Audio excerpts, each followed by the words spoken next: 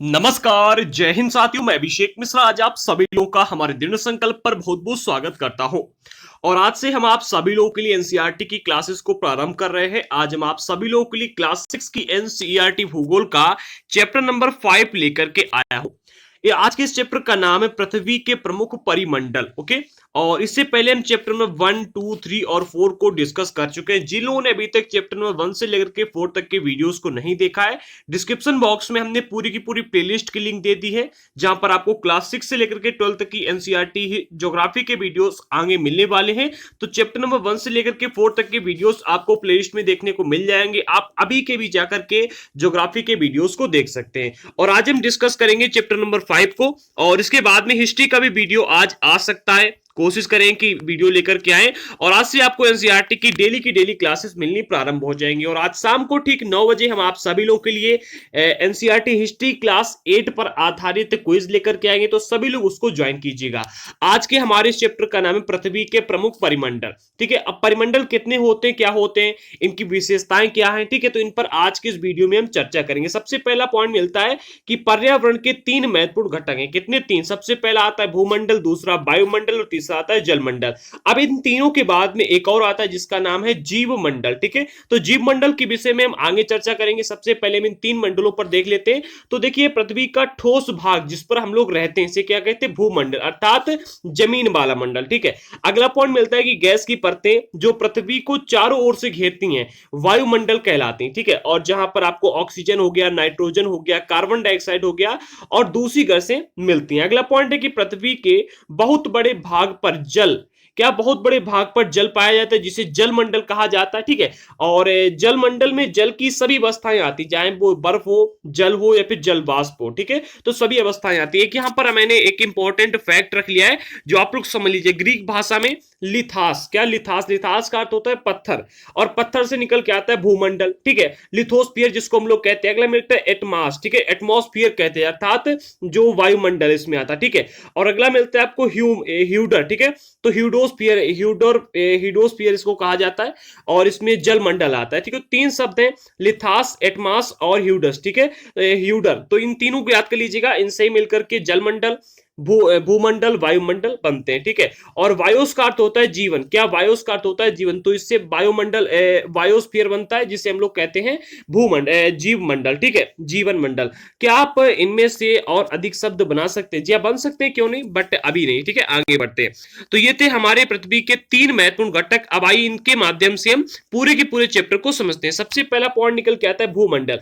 आखिरकार भूमंडल किसे कहते हैं, इनमें क्या क्या चीजें शामिल की जाती हैं, समझिएगा। पृथ्वी का ठोस भाग को भूमंडल कहा जाता है। ठीक है, और ये भूपर्पटी की चट्टानों तथा मिट्टी की पतली परतों का बना होता है। किसकी? जो हमारी भूपर्पटी की चट्टानें होती हैं। ठीक है, और मिट्टी की पतली परत होती है। भूपर्पटी का अर्थ है ऊपरी वाला जो परत है। ठीक है, भूमि का परत। ठीक है, तो इसकी चट्टानें और मिट्टी की पतली परतों का बना होता है, जिसमें जीव के लिए पोषक तत्व पाए जाते हैं। जीवों के लिए पोषक तत्व मिट्टी की पतली परतों में पाए जाते हैं। आप सभी लोग देखते हैं कि मिट्टी उपजाऊ होती है, और उसमें हम लोग क्या करते हैं, पेड़ पौधे उगाते हैं, कई सारे जीव जंतु भी मिट्टी में रहते हैं। अगला पॉइंट मिलता है कि पृथ्वी की सतह को दो मुख्य भागों में बांटा जा सकता है। जो हमारी पृथ्वी की पूरी सतह, इसे 2 भागों में बांटा जा सकता है। बड़े स्थलीय भूभाग को कहते हैं महाद्वीप। ठीक है, और महाद्वीप के नाम से जाना जाता है, और बड़े जलाशयों को महासागरीय बेसिन के नाम से जानते हैं। समझिएगा, इंपॉर्टेंट टॉपिक है। भूमंडल में आता है, क्या आता है कि पृथ्वी के जो सतह है हमारी पूरी की पूरी, ठीक है, पूरी पृथ्वी को हम 2 भागों में बांट सकते हैं। सतह जो हमारी सतह, जहां पर हम खड़े हो सकते हैं या फिर जहां पर कुछ पाया जाता है। ठीक है, तो सतह को मुख्य रूप से हम 2 भागों में बांटते हैं। सबसे पहला आता है महाद्वीपों में। ठीक है, और दूसरा आता है महासागरीय बेसिन में। ठीक है, तो महाद्वीप जो है ये भूमंडल है। ठीक है, अर्थात जहां पर हम लोग खड़े होते हैं भूमि है, और महासागरीय बेसिन अर्थात जलमंडल। ठीक है, आगे बढ़ते हैं। अगला पॉइंट मिलता है कि विश्व में सभी महासागर जो है आपस में एक दूसरे से क्या है, जुड़े हुए हैं। अब जुड़े हुए कैसे हैं, अभी यहां पर आप लोग समझ जाइएगा। आप लोगों के लिए मैंने यहां पर पूरा का पूरा मैप रख लिया, जो कि चैप्टर में दिया गया था। ये यहां पर फुल एचडी में तो आपको नहीं मिलेगा, लेकिन हां, अगर आप बुक में जाकर के देख से तो ये आपको कंप्लीटली एचडी में मिल जाएगा। अब मैप को समझ लीजिए, क्योंकि आगे के जो बिंदु आने वाले पूरे के पूरे मैप पर ही आधारित होंगे, तो इसको समझिएगा। यहां पर बात करेगी सबसे पहले कि विश्व के सभी महासागर जो है आपस में एक दूसरे से जुड़े हुए हैं। तो आप लोग देख लीजिएगा, ये पूरा पूरा का पूरा जो नीला क्षेत्र है महासागर है, ठीक है, और ये आकर के जुड़ता है यहाँ पर, ठीक है। इसके बाद में आप यहाँ पर आते हैं, यहाँ पर आते हैं, मतलब जहां से आप जाइएगा महासागर पूरा एक दूसरे से आपस में जुड़ा हुआ है। अब यहाँ पर आपने एक चीज गौर की होगी कि ये जो एरिया है ये वाला, ठीक है, और ये जो एरिया है ये आपको मतलब एक कटा हुआ दिखाई दे रहा है। कभी ना कभी ऐसा हुआ होगा, हमारे यहाँ के वैज्ञानिकों ने शोध किया है तो पता चला है कि ये जो एरिया है दक्षिण अमेरिका वाला, ये अफ्रीका से यहां पर जुड़ा हुआ था, ठीक है। आप लोगों ने पजल सॉल्व किया होगा तो पजल में आप लोग देखते हैं कि जोड़ना होता है, ठीक उसी प्रकार से ऐसा कुछ होगा और ये सारा एक दूसरे से जुड़ा था। जी हाँ, अगर आप मतलब आगे क्लास में जब जाएंगे क्लास 12 की तरफ तो आपको इसके विषय में पढ़ने को मिलेगा। अभी यहाँ पर इतना ही दिखाया गया, ठीक है। तो यहाँ पर और समझिएगा, जो हमारा महासागर है, ठीक है, महासागर में कई सारे सागर होते हैं। सबसे पहले इधर आता है प्रशांत महासागर, कहां पर, दक्षिण अमेरिका की इधर तरफ। अटलांटिक महासागर आता है ये वाला, ठीक है, और दक्षिण महासागर ये। तो दक्षिण अमेरिका जो है 3 महासागरों से घिरा हुआ है। सबसे पहले आता है प्रशांत महासागर, दूसरा अटलांटिक महासागर और तीसरा आता है दक्षिण महासागर। अफ्रीका की हम बात करें तो ये भी 3 महासागरों से घिरा हुआ है, आप लोग देख लीजिएगा। एक ये आता है अटलांटिक महासागर, दूसरा ये हिंद महासागर और तीसरा दक्षिण महासागर। इसी प्रकार से जो हमारे महासागर हैं, कितने महासागर है, पूरे एक आ गया प्रशांत महासागर, ठीक है, ये इधर वाला मिला करके, दूसरा आ गया अटलांटिक महासागर, तीसरा हो गया हिंद महासागर, चौथा हो गया दक्षिण महासागर और पांचवा आता है ये आर्कटिक महासागर, ठीक है। तो इतने महासागर हमारी पूरी की पूरी पृथ्वी में पाए जाते हैं। अब अगर हम बात करते हैं महाद्वीपों की तो एक आ गया ये उत्तर अमेरिका, ठीक है, दूसरा आता दक्षिण अमेरिका, तीसरा आता अफ्रीका, चौथा आता ये यूरोप और इसके बाद में एशिया और इसके बाद में अंटार्कटिका, ठीक है। ये सारे के सारे क्या है, महाद्वीप है। इनमें से सबसे बड़ा महाद्वीप जो होता है वो कौन सा, एशिया महाद्वीप सबसे बड़ा है।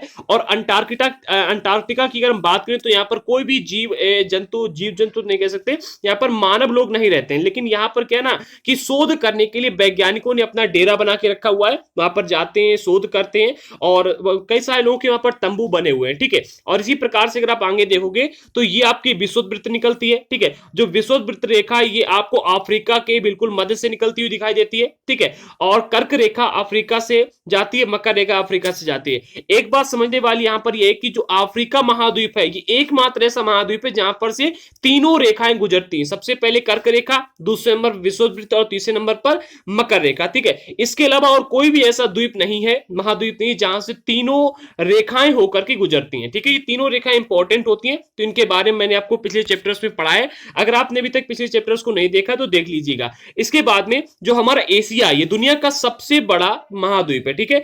एशिया को यूरोप से अलग करने वाला जो एक श्रृंखला होती है ये यूराल पर्वत की श्रृंखला, ये आप देख रहे हैं रेड रेड लाइन, ठीक है, ये यूराल पर्वत की श्रृंखला है और यही एशिया को यूरोप से अलग करती है, ठीक है। इसके बाद में ये जो अफ्रीका, यहाँ पर सारा का रेगिस्तान पाया जाता है, ठीक है। एक में सहारा मरुस्थल पाया जाता है, ठीक है। और आप अन्य की जो चीजें हैं वो आगे देखेंगे। इसके बाद में जो आपका दक्षिण अफ्रीका है, ठीक है, देखिए सारी की सारी चीजें भी मैं आपको एक्सप्लेन करूंगा, लेकिन मैप के माध्यम से बता दूंगा तो आपको अच्छे से समझ में आ जाएगी, इसीलिए मैं अभी यहाँ पर रुका हुआ, ठीक है। इसके बाद में अगर आप दक्षिण अफ्रीका में आते तो यहाँ पर आपको एंडीज पर्वत की एंडीज पर्वत की श्रृंखला मिलती है जो कि दुनिया की सबसे बड़ी पर्वत श्रृंखला है। इसके बाद में उत्तर अमेरिका में एक मिलती है रॉकी पर्वत श्रृंखला, ठीक है, और यहां पर और ये मिलती है एक श्रृंखला, ठीक है। तो ये पर्वत श्रृंखलाएं दुनिया की सबसे बड़ी अगर पर्वत श्रृंखला की हम बात करें तो वो मिलती है दक्षिण अमेरिका में, कौन सी, एंडीज पर्वत श्रृंखला, ठीक है। और इसके बाद में एक और यहां पर मिलती है अमेजन नदी, ये भी दुनिया की सबसे लंबी नदी है। इसके बाद में अगर हम आगे बढ़ते तो हमारे भारत देश में यहां पर हिमालय पर्वत पाए जाते हैं, ये हमारा भारत देश है और हमारे भारत देश के मध्य से बिल्कुल कर्क रेखा होकर के गुजरती है, आप लोग देख सकते हैं यहां पर, ठीक है। और ये हिंद महासागर जो है ये अपने भारत देश के नीचे क्षेत्र में, और यही एकमात्र ऐसा महासागर है जिसका नाम अपने भारत देश के नाम पर पड़ा है। फिर ये कह सकते हैं किसी देश के नाम पर केवल एक ही महासागर का नाम पड़ा है, उस महासागर का नाम है हिंद महासागर, ठीक है। इसके बाद में ये भी आपको एक ऑस्ट्रेलिया में पर्वत श्रृंखला मिलती है और कई सारी चीजें हैं, ठीक है। चलिए इसी के साथ में आगे बढ़ते हैं और अब एक एक चीज को समझ लीजिएगा। मैंने मैप के माध्यम से बता दिया, अब पॉइंटों के माध्यम से समझिएगा। समुद्री जल का तल सभी जगह समान होता है। देखिए क्या होता है ना, अगर आपको इस बात पर भरोसा नहीं है, समझिएगा मैं क्या कहना चाह रहा हूं। आप एक गिलास में पानी भरिएगा और गिलास को टेढ़ा कीजिएगा, ठीक है, सीधा कीजिएगा, आप देखेंगे कि गिलास जब टेढ़ा होता है तो जल जो है वो बिल्कुल समान रहेगा, ठीक है। जल टेढ़ा नहीं होगा, जल बिल्कुल समान रहेगा, ठीक है। मान लीजिए कि ये पूरा का पूरा गिलास है, आपने पानी से भर दिया, ठीक है, इतना भरा हुआ है। अब इसने आपने क्या किया, गिलास को ऐसा टेढ़ा कर दिया, ठीक है। गिलास को जब आप टेढ़ा करेंगे तो देखेंगे जो जल है वो ऐसा हो जाएगा, ठीक है। इससे हमें पता चलता है जो जल है, जल का स्तर हमेशा क्या होता है, समान रहता है, हर जगह पर जो समान रहता है। इसी प्रकार से जो समुद्री जल है इसका तल भी सभी जगह पर समान है, ठीक है।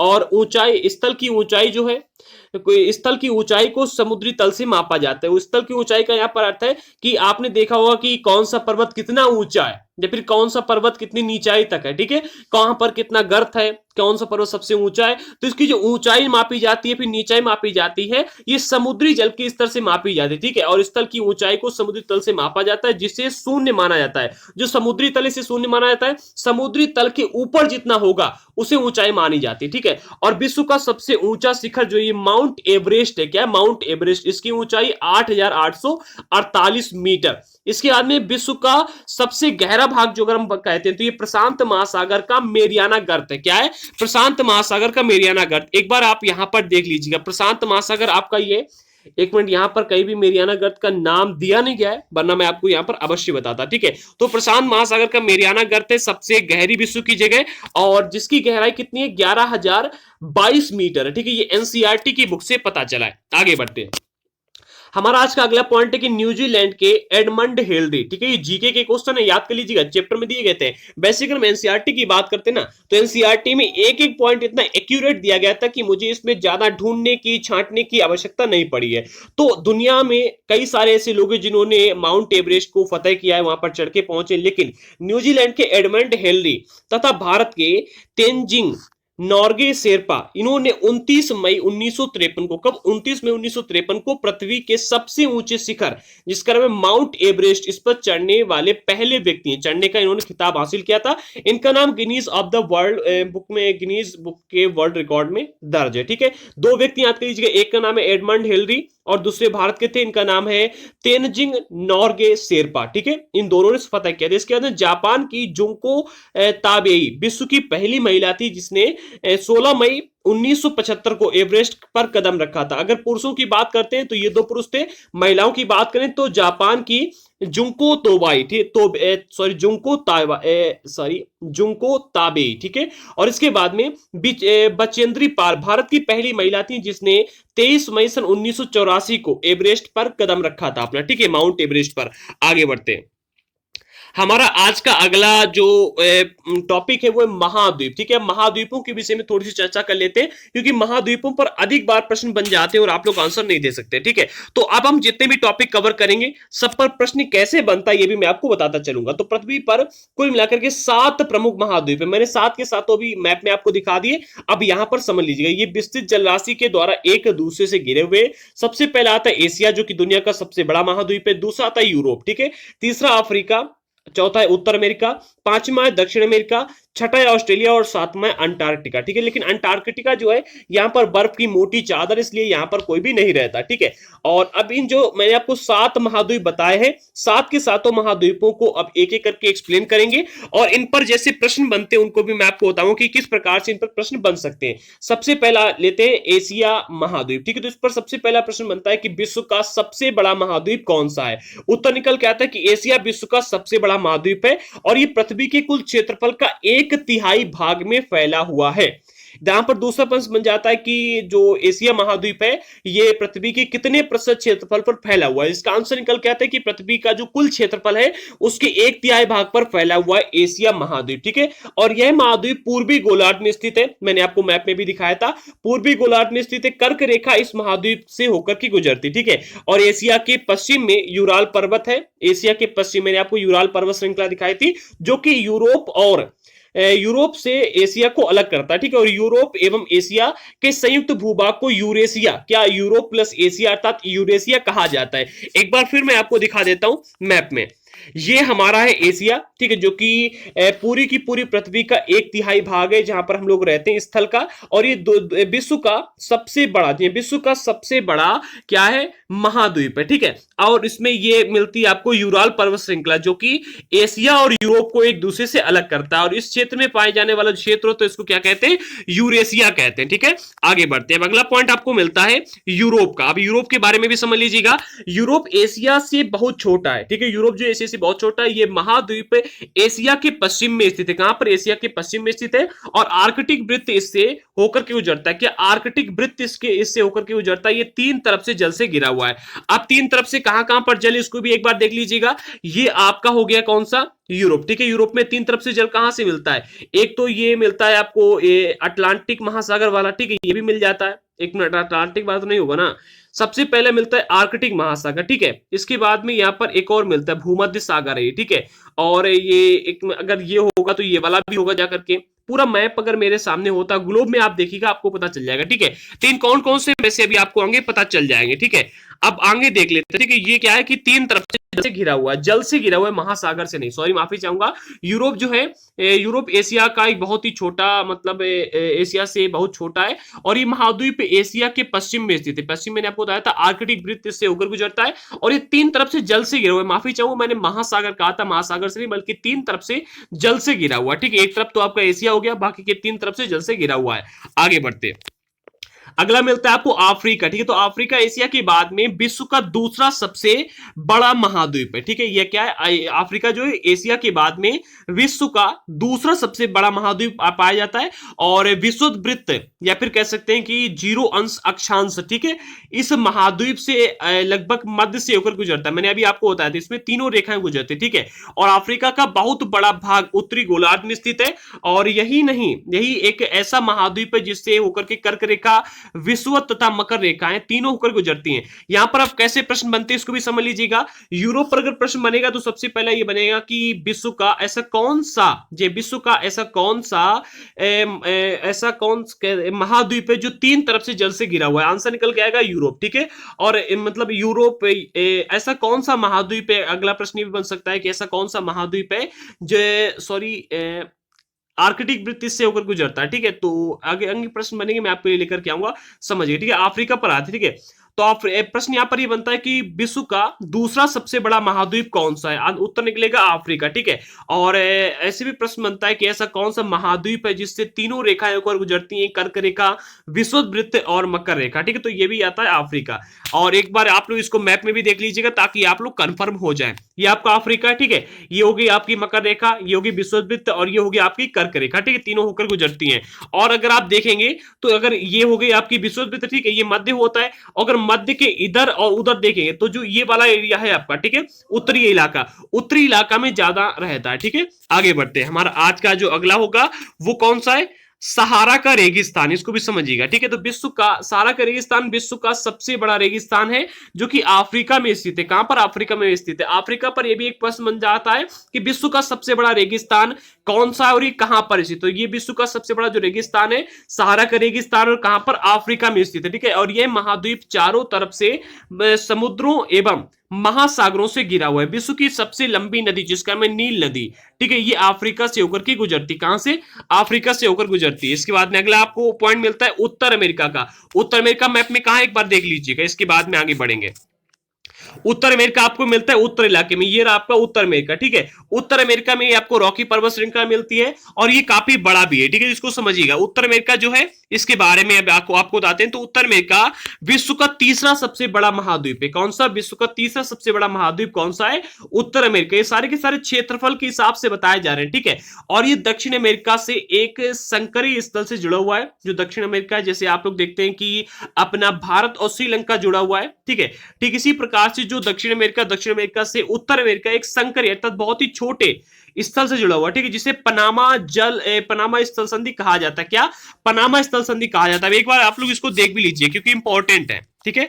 ये आप देखिएगा, जो ये आपका रह गया दक्षिण अमेरिका, ठीक है, और ये उत्तर अमेरिका। और यहां पर देखिए बिल्कुल संकरीय, बिल्कुल संकरीय स्थल संधि से जुड़ा हुआ है।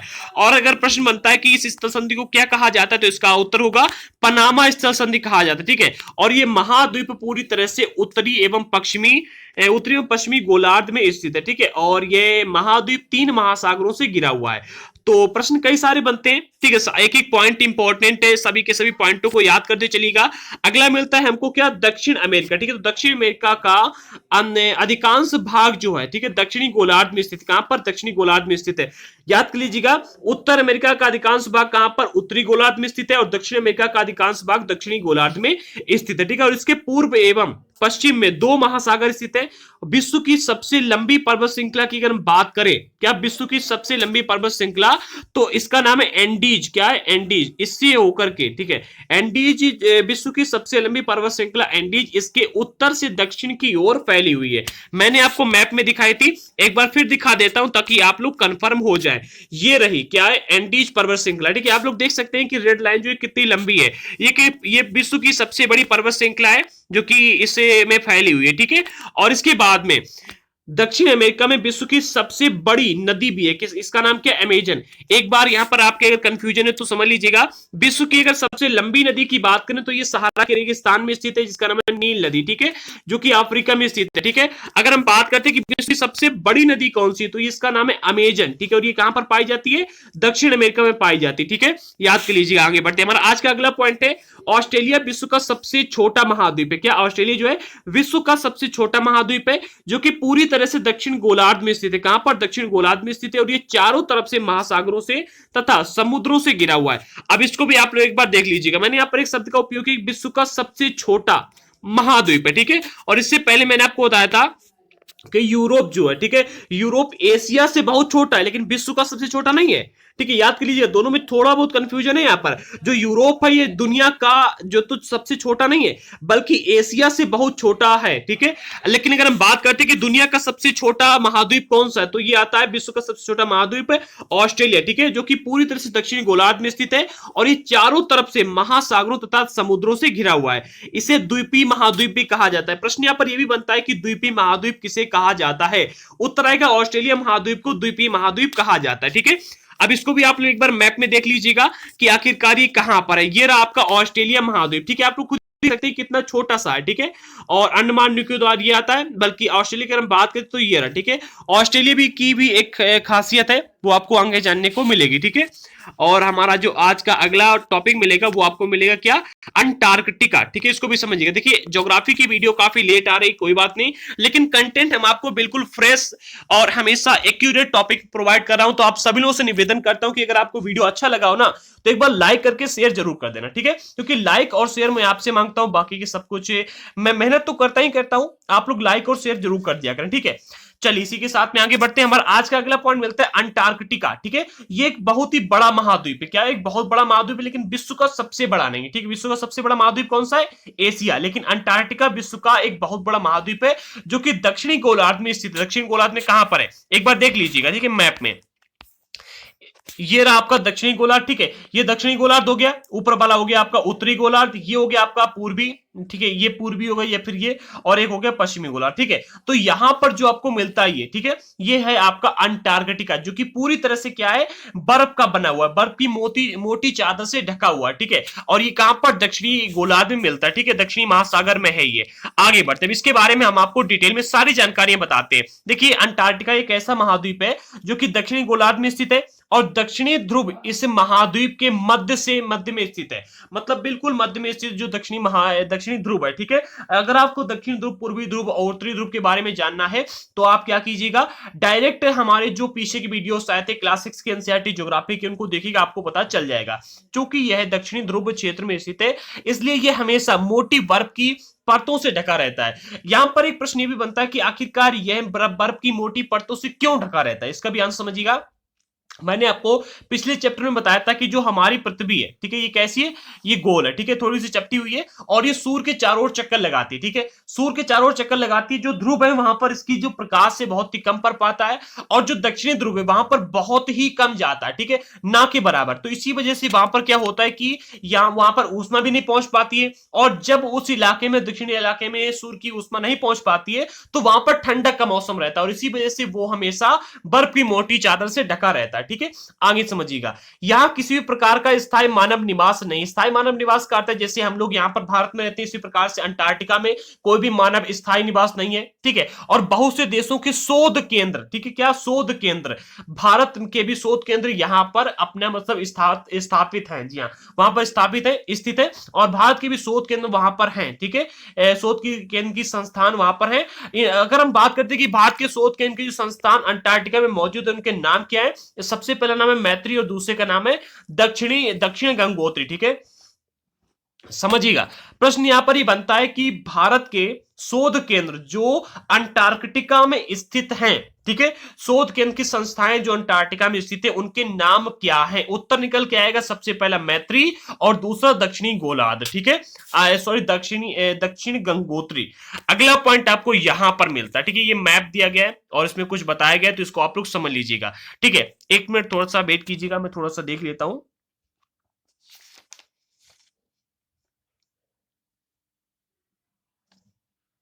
चलिए आगे बढ़ते हैं, ठीक है। तो समझिएगा, इसमें दिया गया है कि स्थल संधि किसे कहते हैं और जल संधि किसे कहते हैं। स्थल संधि उसे कहते हैं, ठीक है, स्थल को एक संकरा भाग होता है, ठीक है। स्थल का एक संकरा भाग होता है जो कि दो बड़े स्थलों को आपस में एक दूसरे से जोड़ता है। मान लीजिएगा कि आप लोगों ने देखा होगा कि जो ये आपका उत्तर अमेरिका है और दक्षिण अमेरिका, इन दोनों को जोड़ने वाली संधि को क्या कहते हैं? स्थल संधि। अगर हम बात करते हैं जल संधि की, तो जल संधि अपने भारत देश और श्रीलंका में है, जो कि सबसे पहले श्री राम भगवान ने पुल बना करके की थी, ठीक है। तो जल संधि पानी का एक संकरा भाग होता है जो कि दो बड़ी जल राशि जैसे कि समुद्रों, ठीक है, समुद्र तथा महासागरों को एक दूसरे से जोड़ता है, ठीक है। यहां पर आप लोग देख सकते हैं। और भारत और श्रीलंका के बीच में जल संधि है। जल संधि, इसका नाम बताओ। क्या आप लोग जानते हैं कि भारत और श्रीलंका के बीच में जो जल संधि है इसका नाम क्या है? अगर आप लोग जानते हैं तो जल्दी से इसका आंसर बता दीजिएगा। लास्ट में आपको इसका आंसर मैं बताऊंगा कि भारत और अमेरिका के बीच में जो जल संधि है इसका नाम क्या है, ठीक है। चलिए इसी के साथ हम आगे बढ़ते हैं और हमारा जो आज का अगला टॉपिक मिलेगा वो है यहां पर क्या? जलमंडल। जलमंडल भी एक प्रमुख टॉपिक है और इस पर भी कई बार प्रश्न बनते हैं, इसको भी समझिएगा।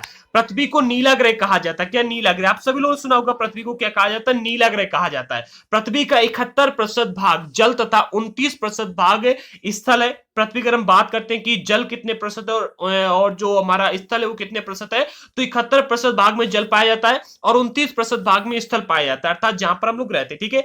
जल मंडल में जल की सभी रूप उपस्थित होते हैं। इसमें आपको महासागर भी होता है, नदियां भी होती हैं, झीलें भी होती हैं, हिम नदियां भी होती हैं, भूमिगत जल भी होता है और वायुमंडल तथा जो जल वायुमंडल की जलवाष्प है ये भी होता है, ठीक है। तो ये सभी अवस्थाएं होती है जल में, ठीक है। और अगला पॉइंट मिलता है कि पृथ्वी पर पाए जाने वाले जल का 97% जो भाग है, 97% से अधिक भाग महासागरों में पाया जाता है। कहां पर? महासागरों में पाया जाता है। एवं वह इतना खारा होता है कि मानव के उपयोग के लिए आवश्यक नहीं है। लेकिन अगर आप महासागर में हैं और महासागर का पानी पीना चाहते हैं तो इसके लिए मैं आपको एक जुगाड़ बता सकता हूं। जुगाड़ हम भारतीयों की हमेशा से मतलब एक मदद करती है, हमेशा हम लोग जुगाड़ पर ही निर्भर रहते हैं। महासागर में वो पानी जो बर्फ बन चुका है, ठीक है, बर्फ में नमक नहीं होता, ठीक है। तो जो पानी नमक बर्फ बन जाता है, आप उस पानी को, उस बर्फ को लेकर के खा सकते हैं, ठीक है। उस बर्फ को गर्म करके पानी पी सकते हैं, उसमें आपको लवण नहीं मिलता, ठीक है। तो वहां पर महासागर का एक यही मात्र उपाय होता है, ठीक है। और मानव के उपयोग के लिए बाकी का जल नहीं होता, ठीक है। तो शेष जल जो है 97% को छोड़ करके बर्फ का बना हुआ है, ठीक है। और बर्फ की मोटी मोटी परतों से हिम नदियों तथा भूमिगत जल के रूप में है। हमारी पृथ्वी पर केवल और केवल अगर हम बात करते हैं ना, जो हमारे पीने योग्य जल पाताल में है जहां से निकालते हैं, तो अगर आप आंकड़ा लगाएंगे तो यही कुछ 0.something% है। बाकी का जो जल है कैसे है, कहीं बर्फ में बना हुआ है, कहीं नदियों में है, तो कहीं हिम नदियों में, ठीक है। बाकी का जल जो है उसका उपयोग हम नहीं कर सकते। अगला पॉइंट मिलता है कि जल का बहुत कम भाग अलवण जल के रूप में पाया जाता है जो कि मनुष्य के इस्तेमाल में आता है। यही कारण है कि नीले ग्रह में रहने के बावजूद भी हम पानी की कमी महसूस करते हैं, ठीक है। चलिए इसी के साथ में आगे बढ़ते हैं। हमारा आज का जो अगला टॉपिक मिलेगा वो है महासागर। महासागर से भी कई प्रश्न बनते हैं, कितने महासागर होते हैं, इनकी विशेषताएं क्या है, इनको भी आज के इस वीडियो में समझेंगे, ठीक है। तो महासागर जलमंडल के मुख्य भाग है। क्या है? महासागर जो जलमंडल के मुख्य भाग होते हैं ये आपस में एक दूसरे से जुड़े हुए हैं, ठीक है। आपस में सारे के सारे महासागर एक दूसरे से जुड़े होते हैं। मैंने स्टार्टिंग में ही आपको बताया, ठीक है। तो महासागरीय जल जो होता है हमेशा गतिशील रहता है, ये इसकी प्रमुख विशेषता है। अगर आपसे प्रश्न पूछा जाता है कि किसका जल हमेशा गतिशील रहता है, तो नदी का जल हमेशा गतिशील नहीं होता है, बल्कि जो महासागर होता है उसका जल हमेशा गतिशील रहता है। तरंगे, ज्वार भाटा और महासागरीय धाराएं, महासागरीय जल की 3 प्रमुख गतियां हैं। अगर आपसे प्रश्न पूछा जाता है कि महासागरीय जल की 3 प्रमुख गतियों के नाम बताइए, तो सबसे पहले आती तरंगे, दूसरा ज्वार भाटा और तीसरा आता है महासागरीय धाराएं, ठीक है। अगला पॉइंट मिलता है कि बड़े से छोटे आकार के आधार पर क्रमशः 5 5 महासागर हैं। कितने? 5 महासागर प्रमुख है, जिनमें सबसे पहले आता है प्रशांत महासागर, दूसरा आता है अंटार्कटिका महासागर, तीसरा आता है हिंद महासागर, चौथा आता है दक्षिण महासागर और पांचवा आता है आर्कटिक महासागर। ठीक है, अब इन पांच के पांचों महासागरों को आप लोग एक बार समझ लीजिए, क्योंकि पांच के पांचों महासागर इंपॉर्टेंट, इन पर प्रश्न भी बन सकते हैं। सबसे पहला पॉइंट मिलता है कि प्रशांत महासागर सबसे बड़ा महासागर है। ठीक है, जो प्रशांत महासागर है ये दुनिया का सबसे बड़ा महासागर है और ये पृथ्वी के 1/3 भाग में फैला हुआ है। इसी प्रकार से जो आपका एशिया महाद्वीप है ये भी पृथ्वी के 1/3 भाग में फैला हुआ है और ये भी विश्व का सबसे बड़ा महाद्वीप है। ठीक है, तो प्रशांत महासागर और एशिया महाद्वीप ये दोनों कैसे विश्व के सबसे बड़े हैं। ठीक है, और ये 1/3 भाग में फैले हुए, ये कॉमन फैक्ट है। पृथ्वी का सबसे गहरा भाग जिसका नाम है मेरियाना गर्त, ये भी प्रशांत महासागर में ही स्थित है और प्रशांत महासागर लगभग वृत्ताकार है। कैसा? गोल है, गोल है, वृत्ताकार है, लगभग वृत्ताकार है। ठीक है, और एशिया, ऑस्ट्रेलिया और इसके बाद उत्तर अमेरिका, ठीक है, उत्तर एवं दक्षिण अमेरिका इसके चारों ओर स्थित है। कौन कौन से? एशिया आता है, ऑस्ट्रेलिया आता है, दक्षिण एवं उत्तर एवं दक्षिण अमेरिका, ये चार के चारों जो हैं क्या है? इस प्रशांत महासागर के चारों ओर स्थित है। चलिए इसी के साथ में आगे बढ़ते हैं। हमारा आज का अगला पॉइंट है अटलांटिक महासागर। अटलांटिक महासागर विश्व का दूसरा सबसे बड़ा महासागर। ठीक है, और ये अंग्रेजी भाषा के एस अक्षर, जी एस अक्षर के आकार का है। आप लोग अगर देखेंगे तो आपको देखने ऐसा मिलेगा। ठीक है, बल्कि ये पूरा का पूरा नहीं दिया गया, यहाँ पर ऐसा मिलता है। कैसा? ऐसा मिलता है। ठीक है, पूरा पूरा ऐसा ही। ठीक है, और अगर हम बात करते हैं कि मतलब ऐसा आकार का, इसके पश्चिम किनारा जो है, इसका पश्चिमी किनारे पर उत्तर एवं दक्षिण अमेरिका है और तथा पूर्वी किनारे पर यूरोप एवं अफ्रीका पाया जाता है। कहां पर? इसके पश्चिमी किनारे पर उत्तर एवं दक्षिण अमेरिका है और पूर्वी किनारे पर आपको यूरोप एवं अफ्रीका मिलता है। अटलांटिक महासागर तट रेखा बहुत अधिक दंतुरित है। दंतुरित का अर्थ होता है ये वाला आप देख रहे हैं ना, बहुत कटी फटी रेखा कहा जाता है। ठीक है, दंतुरित है, ये अनियमित एवं दंतुरित तट रेखा प्राकृतिक पोताश्रयों एवं पत्तनों के लिए आदर्श स्थित है। जी हाँ, व्यापार की दृष्टि से ये सबसे व्यस्त महासागर है। समझ लीजिएगा, अगर आपसे प्रश्न पूछा जाता है कि कौन सा महासागर ऐसा है जो कि व्यापार की दृष्टि से सबसे व्यस्त है, तो इसका आंसर होगा कौन सा? अटलांटिक महासागर। ठीक है, तो हमारा अटलांटिक महासागर हो गया। बात कर लेते हैं हिंद महासागर। ठीक है, हिंद महासागर जो है ये एक ऐसा एकमात्र महासागर है जिसका नाम किसी देश के नाम पर रखा गया और उस देश का नाम है अपने भारत। जी हाँ, हम लोग गौरवान्वित महसूस करते हैं कि हमारे देश के नाम पर किसी महासागर का नाम रखा गया। आप लोग देते ना हिंदुस्तान, ठीक, तो हिंदुस्तान के नाम पर महासागर का नाम रखा गया हिंद महासागर। ठीक है, और यह महासागर लगभग त्रिभुजाकार है। कैसे? त्रिभुजाकार है और इसके उत्तर में एशिया, पश्चिम में अफ्रीका तथा पूर्व में ऑस्ट्रेलिया देश स्थित है। ठीक है, अगर हम बात करते हैं अटलांटिक महासागर की, तो अटलांटिक महासागर भी काफी बड़ा है और दंतुरित के यहाँ पर अर्थ होता है दांत दिखते ना आपके, कटे पटे होते ना, दांत के बीच में कुछ रखो और दांत चलाओ पिस जाता है। तो ये जो आपका मिलता है दंतुरित का जो अटलांटिक महासागर, इसकी जो सीमा रेखा है ये देखिए आप दंतुरित टाइप की है। ठीक है, मतलब काफी कटी फटी है और कटी फटी होने के कारण क्या होता है कि ये अनियमित तथा दंतुरित तटरेखा प्राकृतिक पोताश्रयों, किसके लिए? प्राकृतिक पोताश्रयों तथा पत्तनों के लिए आदर्श स्थित है। ठीक है, पत्तन के लिए, पोताश्रयों के लिए आदर्श स्थिति है और व्यापार की दृष्टि ये सबसे व्यस्त मार्ग भी बताया जाता है कि सबसे व्यस्त महासागर है। आगे बढ़ते हैं। हमारा आज का जो अगला पॉइंट है, एक मिनट, हिंद महासागर पर एक पॉइंट और बनता है। हिंद महासागर एक ऐसा महासागर हो जिस पर चीन अपना कब्जा बनाने का प्रयास कर रहा है, तो करंट अफेयर के क्वेश्चन भी हिंद महासागर से बन जाते हैं। और जब आप आगे जब क्लास 12th में जाएंगे और क्लास 9th की जब बुक पढ़ेंगे तो उसमें हिंद महासागर के विषय में आपको और अधिक जानकारी मिलेगी। ठीक है, अगला पॉइंट मिलता है दक्षिणी महासागर की। ठीक है, दक्षिणी महासागर अंटार्कटिका महाद्वीप को चारों ओर से घेरता है। जो दक्षिणी महासागर है ये अंटार्कटिका महाद्वीप को चारों ओर से घेरता है और यह अंटार्कटिका महाद्वीप से उत्तर की ओर 60 डिग्री दक्षिण अक्षांश तक फैला हुआ है। ठीक है, 60 डिग्री अक्षांश क्या होता है, जो अक्षांश क्या होती है, देशांतर क्या होता है। ठीक है, अगर आपको ये सारी जानकारियां चाहिए तो आप क्लास 6 की एनसीईआरटी की जो पहले के चैप्टर्स हैं उनको पढ़िएगा। अक्षांश एवं देशांतर नाम का चैप्टर है। ठीक है, उसको पढ़िएगा तो अक्षांश के बारे में आपको पता चल जाएगा। यहाँ पर बताया जा रहा है कि जो ये दक्षिण महासागर है ये अंटार्कटिका महाद्वीप से क्या कि उत्तर की ओर 60 अंश दक्षिणी अक्षांश तक फैला हुआ है। आगे बढ़ते हैं। हमारा आज का अगला पॉइंट है कि आर्कटिक महासागर उत्तर ध्रुव वृत्त में स्थित है। कहां पर? उत्तर ध्रुव वृत्त में स्थित है तथा यह उत्तर ध्रुव के चारों ओर फैला हुआ है। किसके? उत्तरी ध्रुव के चारों ओर फैला हुआ है। यह प्रशांत महासागर से छिछले जल, जी हां, प्रशांत महासागर से छिछले जल वाले एक संकरी भाग से जुड़ा हुआ है। ठीक है, छिछले जल का अर्थ आप लोग जानते हो, नहीं जानते तो बताइएगा। मैं आपको आगे बताऊंगा, ठीक है, जिसे बेरिंग संधि, क्या बेरिंग जल संधि कहा जाता है, ठीक है, जल संधि नाम से जाना जाता है, इसको समझिएगा। ये प्रशांत महासागर जो है, प्रशांत महासागर से छिछले जल वाले एक संकरी बाग से जुड़ा हुआ है, जिसे बेरिंग जल संधि नाम से जाना जाता है, ठीक है, और यह उत्तर अमेरिका के उत्तरी तटों तथा यूरेशिया से घिरा हुआ है, ठीक है, यूरेशिया से घिरा हुआ है। आगे बढ़ते हैं, हमारा जो आज का और लास्ट टॉपिक है वो है वायुमंडल। वायुमंडल महत्वपूर्ण है क्योंकि वायुमंडल पर कई सारे प्रश्न बनते हैं, और प्रश्न इसलिए भी बनते हैं क्योंकि वायुमंडल में कई सारे काम होते रहते हैं। मान लीजिए कि कोई क्या है कि हमारी जो सैटेलाइट है वो वायुमंडल से आती है, ठीक है, अगर हम बात करते हैं प्लेन है वो भी वायुमंडल में चलता है, और आजकल तो हम लोग प्लानिंग कर रहे हैं कि ना ड्रोन है वो भी वायुमंडल में उड़ता है। हम लोग प्लानिंग कर रहे हैं कि वायुमंडल में ही सब कुछ हो, ठीक है। समझिएगा, हमारी पृथ्वी जो है चारों ओर से गैसों की परत से घिरी हुई है, जिसे क्या कहते हैं, वायुमंडल कहते हैं, ठीक है, वायुमंडल इसे कहा जाता है। इसके बाद में वायुमंडल के अभी बाद में हम जीव मंडल को भी डिस्कस करेंगे, तो थोड़ा सा वीडियो बड़ा होने वाला है। वायु की पतली परत ये इस ग्रह का एक महत्वपूर्ण तथा अटूट भाग है। जो हमारी वायु की पतली परत है, ये अपनी केवल और केवल पृथ्वी का एक महत्वपूर्ण भाग ही नहीं, केवल अटूट भाग भी है, ठीक है, और ये हमें ऐसी वायु प्रदान करती है जिससे हम लोग सांस लेते हैं, ठीक है, और ये वायुमंडल हम लोगों को सूर्य की कुछ हानिकारक किरणों से भी बचाता है, ठीक है। तो वायुमंडल ज्यादा इंपॉर्टेंट इसलिए और बन जाता है। हमारा आज का अगला पॉइंट यहां पर बनता है कि वायुमंडल 1600 किलोमीटर की ऊंचाई तक फैला हुआ, कितने, अपनी पृथ्वी से लेकर के, पृथ्वी की जो परत है ऊपर वाली धरती से लेकर के, और 1600 मीटर की ऊंचाई तक फैला हुआ है, ठीक है।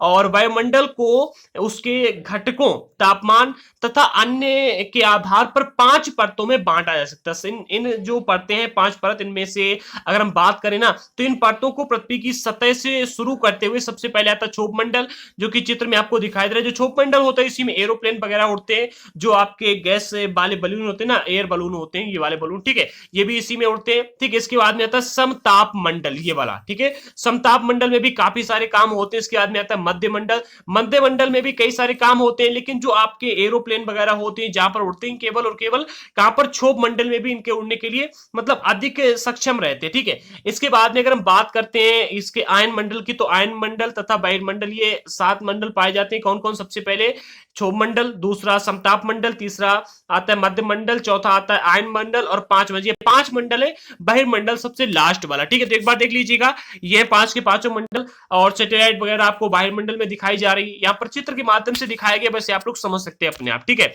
और सबसे आगे बढ़ते इसके बाद में हमारा आज का अगला पॉइंट है, वायुमंडल मुख्यतः ऑक्सीजन एवं नाइट्रोजन बनाता है, का बना हुआ है, सॉरी, जो वायुमंडल है ये मुख्यतः ऑक्सीजन और नाइट्रोजन का ये बना हुआ है, ठीक है। कल मैंने आपको बताया था कि नाइट्रोजन हमारे लिए बहुत ही लाभदायक है, ठीक है। आज कैसे, इसको समझिएगा, जो कि साफ तथा शुष्क हवा का 99% भाग है। जी हाँ, ऑक्सीजन और नाइट्रोजन मिलकर के अपनी पृथ्वी पर साफ हवा का 99% भाग है, और आयतन के अनुसार अगर आप देखोगे तो नाइट्रोजन जो है 78% है पृथ्वी पर, और ऑक्सीजन केवल और केवल 21% ही है, ठीक है। और दूसरी गैसों की अगर हम बात करें तो कार्बन डाइऑक्साइड, ऑर्गन और जलवाष्प की, और कई सारी गैसें मिलकर धूल की कण भी होती है, उसमें केवल 1% में ही आते हैं, ठीक है। आगे बढ़ते भी, यहाँ पर आपको ज्यादा डिटेलिंग नहीं दिखाई जा रही, बाकी जब आप आगे बढ़े तो शायद क्लास 8 के एनसीईआरटी में जो आपका ये आयन मंडल है, क्षोभ मंडल है, समताप मंडल है, बहिर्मंडल है, इन सभी मंडलों के विषय में डिटेल में जानकारियां दी जाएंगी, ठीक है। आज के इस चैप्टर में नहीं दी गई थी, इसलिए मैंने यहाँ पर ज्यादा जानकारी नहीं रखी है और प्रदान भी नहीं की, ठीक है। आगे बढ़ते, अगला पॉइंट मतलब कि ऑक्सीजन सांस लेने के लिए आवश्यक है, जबकि नाइट्रोजन जो है प्राणियों की वृद्धि के लिए आवश्यक होती है। जी हाँ, समझिएगा, अगर पृथ्वी पर नाइट्रोजन ना हो तो क्या हो जानते हो, हम वृद्धि नहीं करेंगे, हमारी शरीर की नसें जो है ये फटने लगेंगी। जी हाँ, अगर आप इसका उदाहरण देखना चाहते हैं तो हमारे अंतरिक्ष में नाइट्रोजन नहीं है, ठीक है, और वहां पर अगर बिना सूट के कोई व्यक्ति पहुंच जाता है, या फिर बिना सूट के कोई व्यक्ति वहां पर जीवित रहने का प्रयास करे तो नहीं रह पाए, क्योंकि वहां पर नाइट्रोजन नहीं है, और नाइट्रोजन ना होने की वजह से वहां पर जो शरीर की नसें एकदम से फटने लगती है, ठीक है, शरीर की नसें फटने लगती हैं और इंसान की मृत्यु हो जाती है। अब आप लोग कहेंगे कि भाई सुपरमैन तो वहीं से आता है, तो भाई वो मूवी है, ठीक है, सुपरमैन हो गया, या फिर अन्य की बात करें तो वो मूवी है, ठीक है। आगे बढ़ते हैं, हमारा आज का जो अगला पॉइंट है ठीक है, 1 मिनट हिस्ट्री में समझिएगा। हाँ, पौधों की वृद्धि के लिए भी आवश्यक होता है, तो आप लोग समझ गए। अगला पॉइंट है कि ऊंचाई के साथ वायुमंडल की घनत्व में भिन्नता आती है। जो वायुमंडल है इसकी घनत्व में भिन्नता आती है। यह क्या होता है कि घनत्व समुद्री तल पर सबसे अधिक होता है। समुद्री तल पर जो वायु का घनत्व होता है सबसे अधिक होता है। अगर घनत्व नहीं जानते तो भाई आप यूपीएससी की तैयारी मत कीजिएगा, घनत्व तो आपको पता होना ही चाहिए, ठीक है। तथा जैसे जैसे हम ऊपर की ओर जाते हैं यह तेजी से घटता जाता है। जो घनत्व होता है सबसे नीचे स्थान पर सबसे कम होता है और सबसे ऊंचे स्थान पर सबसे अधिक होता है, ठीक है। आप जानते हैं कि पहाड़ों पर पर्वतारोहियों जो पर्वतारोही होते हैं इनको हवा के घनत्व में कमी होने के कारण सांस लेने में कठिनाई होती है। घनत्व का अर्थ यहाँ पर यह कि जो पर्वत होते हैं पर्वतों पर जो हवा होती है पतली हो जाती है वहां पर, ठीक है। और पतली होने की बाद में जो पर्वतारोही वहां पर जाते हैं, जैसे कि माउंट एवरेस्ट का जिसने फतेह किया है वो अपने साथ में ऑक्सीजन का सिलेंडर लेकर के गया, ठीक है। अगर ऑक्सीजन का सिलेंडर लेकर के नहीं जाते तो वहां पर हवा इतनी पतली होती है कि अगर उसे वो लेते तो उनकी मृत्यु वहां पर हो जाए, ठीक है। तो ऊंचाई पर सांस लेने के लिए अपने साथ में ऑक्सीजन सिलेंडर लेकर के जाना पड़ता है जितने भी पर्वतारोही होते हैं ऊपर जाते हैं, ठीक है। और यहाँ पर एक और इंपॉर्टेंट फैक्ट निकल के आता है, जहां पर जो पहाड़ी इलाका, अब आप प्रश्न करेंगे पहाड़ी इलाका में तो लोग रहते हैं वहां पर तो उनको कोई प्रॉब्लम नहीं होती, वहां पर तो ये कर नहीं दिया कहते हैं, ठीक है। तो क्या होता है कि हम जैसे माहौल में रहते हैं, जैसे मौसम में रहते हैं उसकी हमें आदत पड़ जाती है, ठीक है। अब अगर कोई मैदानी इलाका वाला व्यक्ति पहाड़ी इलाके में जाकर के रहेगा तो वहां पर उसके साथ में क्या हो, जानते हो, स्टार्टिंग में उसे कुछ दिनों तक सांस लेने में प्रॉब्लम होगी, तेजी से उसको सांस लेनी पड़ेगी, खींचने पड़ेगी। लेकिन जब वो वहां पर कुछ दिनों तक रहेगा तो उसी माहौल में ढल जाएगा और ढलने के बाद में उसकी जो सांस होगी वो नॉर्मल वे में आ जाएगी, ठीक है। अर्थात जब आप मैदान की ओर देखते हैं तो मैदान में जो वायु है वो मोटी होती है, ठीक है, और इसे हम आसानी से ले सकते हैं, छोड़ भी सकते हैं। लेकिन अगर आप यही पहाड़ी इलाके में जाते हैं, ठीक है, तो वहां पर जो वायु होती है, वायु का घनत्व जो होता है उसमें भिन्नता होती है और इससे क्या होता है वहां पर घनत्व जो होता है तेजी से घटता जाता है और इसके बाद में जो वायु होती है वो पतली हो जाती है। आगे बढ़ते हैं। ऊंचाई, ये हाँ ये पूरा कंप्लीट कर चुके। अगला पॉइंट मिलता है, जैसे हम ऊपर की ओर जाते हैं तापमान भी घटता जाता है। जैसे जैसे हम ऊपर की ओर जाएंगे, ठीक है, तापमान भी घटता जाता है। अगर आप इसका उदाहरण देखना चाहते हो, सबसे एक अच्छा उदाहरण इसका मिलता है आपको आयरन मैन की एक मूवी, ठीक है। आयरन मैन की जो हॉलीवुड की मूवी आपने उसमें देखा होगा, जो टोनी स्टार्क है वो आयरन मैन बनता है जब तो उसने जो अपने सूट का टेस्ट कर रहा होता है तो वो ऊंचाई पर, काफी ऊंचाई पर जाता है, ठीक है। और जब काफी ऊंचाई पर पहुंच जाता है तो उसका सूट एकदम से फ्रीज हो जाता है। फ्रीज इसलिए होता है क्योंकि वहां पर क्या होता है कि ठंडक अधिक होती है, ठीक है। जैसे जैसे आप यहाँ पर वायुमंडल में ऊपर की ओर जाएंगे, ठीक है, तो ऊपर की ओर जाने से क्या होता है तापमान घटता जाता है, ठीक है, और वायुमंडल पृथ्वी पर दबाव डालता रहता है, ठीक है। और जब ऊपर तापमान घट जाता है तो इतना मतलब काफी बार क्या होता है कि ज्यादा ही कम हो जाता है तापमान, ठीक है, इसी वजह से वो पूरा फ्रीज हो जाता है। अब यह एक स्थान से दूसरे स्थान पर अलग अलग होता है, जो तापमान होता है ये अलग अलग स्थानों पर अलग अलग होता है, ठीक है। और कुछ क्षेत्रों में हमें अधिक दाब महसूस होता है जबकि कुछ क्षेत्रों में कम दाब महसूस होता है। ये अपने अपने स्थान पर अलग अलग होता रहता है, ठीक है। मौसम में कभी भी कैसा हो सकता है। अगला पॉइंट मिलता है कि उच्च दाब से निम्न दाब की ओर गतिशील वायु पवन, एक मिनट, उच्च दाब वायु जो है ये उच्च दाब से निम्न वायु दाब की ओर बढ़ती है। उच्च दाब देखिए हर एक व्यक्ति क्या करता है, जहां पर उसकी डांट पड़ती वहां से वो भागता है और जहां पर उसे मुक्ति मिलती वहां पर जाता है। आप भी ऐसा करते होंगे, जब आपके माँ बाप कहते हैं कि भाई पढ़ो बैठ के डांटते हैं तो आप कहोगे कि भाई कब ये डांट खत्म होगी, जब मैं यहाँ से हटूं, ठीक है। और जैसे ही आपके सामने भाई मोबाइल रख दिया गया और उसमें पबजी गेम खेल दिया गया, आप क्या कहेंगे कि भाई बहुत प्रसन्न है और आप भाई कहेंगे। ठीक इसी प्रकार से यहाँ भी होता है, जो वायु दाब है ना, वायु जो है ये उच्च दाब से निम्न दाब की ओर क्या की बहती है, ठीक है, इसे कहते हैं पवन। जी हाँ, इसे गतिशील वायु को पवन कहा जाता है, कि इसे पवन नहीं कहते, गतिशील वायु को पवन कहा जाता है। आगे बढ़ते, हमारा जो आज का अगला टॉपिक मिलने वाला वो क्या है, जीव मंडल। जीव मंडल भी इंपॉर्टेंट है, इस बार कई बार प्रश्न बन जाते हैं। अब जीव मंडल को अगर हम आपको साधारणतया समझाएं तो ये समझ लीजिएगा कि जहां पर वायुमंडल और इसके जहां पर, हाँ, वायुमंडल, भूमंडल और स्थल मंडल, ठीक है, एक मिनट, जहां पर स्थल मंडल, जल मंडल और वायुमंडल तीनों मिलते हैं वहां पर जीव मंडल का निर्माण हो जाता है। समझिएगा, जीव मंडल स्थल, जल तथा हवा के बीच का एक सीमित भाग है, ठीक है। यह वह भाग है जहां पर जीवन मौजूद होता है। जी हाँ, जहां पर जीवन मौजूद नहीं है वो जीव मंडल नहीं कहलाता है, ठीक है। यहां जीवों की बहुत सी प्रजातियां जो कि सूक्ष्म जीव तथा बैक्टीरिया से लेकर के बड़े बड़े स्तनधारी तक आकार में पाए जाते हैं, मतलब बड़े बड़े स्तनधारियों के आकार में पाई जाती हैं, ठीक है। तो यहाँ पर कई सारी प्रजातियां पाई जाती हैं। अगला पॉइंट है कि जीव मंडल के प्राणियों को मुख्यतः दो भागों में, सबसे पहले आता है जंतु जगत, दूसरा था कि पादप जगत, ठीक है, में विभक्त किया गया। अब दोनों में अंतर ये होता है, जंतु जगत में आते हैं हम मनुष्य, ठीक है, जीव जंतु आते हैं। पादप जगत में आते हैं पेड़ पौधे, ठीक है। तो पादप जगत में क्या आ गया, पेड़ पौधे, जैसे कि आम हो गया, ठीक है, लिप्टिस हो गया, घास हो गई, ठीक है, सब्जी हो गई, ये सभी क्या आते हैं, पेड़ हो गया, सब्जी हो गया, फूल हो गए, ये आते हैं पादप में। और जंतु की अगर बात करें तो जानवर हो गया, हम इंसान हो गए, ठीक है, ये सभी किस में आते हैं, जंतु जगत में आते हैं। अगला पॉइंट है कि पृथ्वी के ये तीनों परिमंडल कौन कौन से, एक हो गया स्थल, दूसरा जल और तीसरी हवा, ठीक है, अर्थात वायुमंडल, स्थल मंडल और जल मंडल, ये आपस में पारस्परिक क्रिया करते हैं तथा एक दूसरे को किसी न किसी रूप में प्रभावित करते हैं। उदाहरण के लिए अगर लकड़ी तथा उदाहरण के लिए समझिए, लकड़ी तथा खेत के लिए वनों को काटा जाता है, ठीक है। क्या हुआ कि आपने क्या किया कि आपको खेती करने के लिए वन चाहिए, तो मतलब जगह चाहिए, तो आपने क्या किया कि कहीं पर पेड़ लगे, आपने उन पेड़ों को काट दिया, अर्थात जंगल को काट दिया, ठीक है। जंगल को काटने के बाद वहां पर आप खेती कर लेंगे, ठीक है। तो लकड़ी और खेती के लिए क्या किया, वनों को काटा जाता है, ठीक है। अगर वन काटे जाए तो उससे क्या होता है, ढलुआ भाग पर मिट्टी का कटाव तेजी से होता है। ढलुआ भाग का जहां पर ढलान होती है, कहते हैं ना कि रेपदार होती है।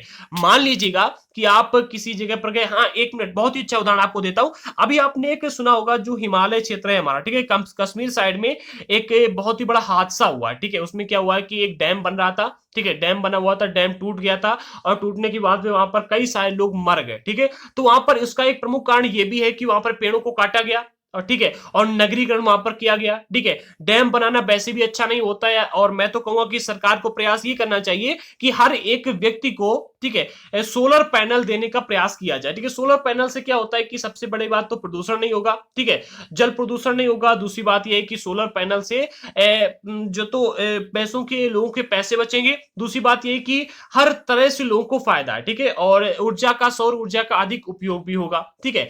आगे बढ़ते हैं, तो क्या है ना कि बताया जा रहा है कि लकड़ी के लिए वनों को काटा जाता है, और इससे ढलुआ भाग पर मिट्टी का कटाव तेज होने लगता है, ठीक है, मतलब कटाव तेज होने लगता है, आप सभी जानते हैं। अगला पॉइंट मिलता है, इसी प्रकार प्राकृतिक आपदाएं जैसे कि भूकंप है, ठीक है, भूकंप से पृथ्वी की सतह में परिवर्तन होता है, ठीक है। और हाल में सुनामी आपने देखी होगी जो कि अंडमान निकोबार द्वीप समूह में आई थी। इससे क्या हुआ था कि हाल ही में एक सुनामी आई, कहां पर, अंडमान निकोबार द्वीप समूह में। इससे अंडमान निकोबार द्वीप समूह का कुछ भाग पानी में डूब गया था, ठीक है। और अंडमान निकोबार द्वीप समूह अपने भारत देश का हिस्सा है, ठीक है। आगे बढ़ते हैं, हमारा आज का अगला पॉइंट है उद्योगों, तापीय विद्युत संयंत्रों तथा गाड़ियों का जो उत्सर्जी, एक मिनट, उद्योगों, तापी विद्युत संयंत्रों तथा गाड़ियों का उत्सर्जी पदार्थ वायु प्रदूषित करता है। क्या करता है, वायु को प्रदूषित करता है। कार्बन डाइऑक्साइड वायु का एक महत्वपूर्ण घटक भी है, लेकिन कार्बन डाइऑक्साइड की मात्रा में वृद्धि के कारण पृथ्वी के तापमान में वृद्धि हो रही है, ठीक है। इसे भूमंडलीय तापन कहते हैं।